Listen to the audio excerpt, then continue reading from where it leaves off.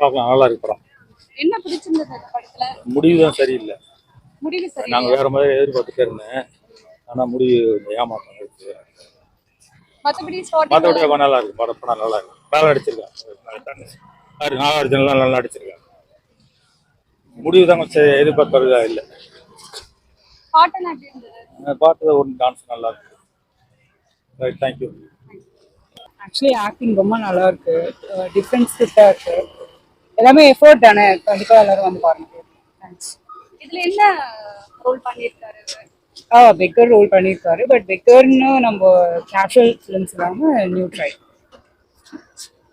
மற்றவங்க எப்படி பண்ணியிருக்காங்க? ராஷ்மிகா, நாகார்ஜுனா.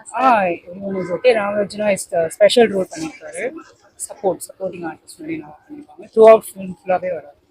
நல்லா இருந்துச்சுங்களா? படம் நல்லா இருந்துச்சு, ப்ரெசென்டபிள், குட். டைரக்ஷன் எப்படி இருந்தது?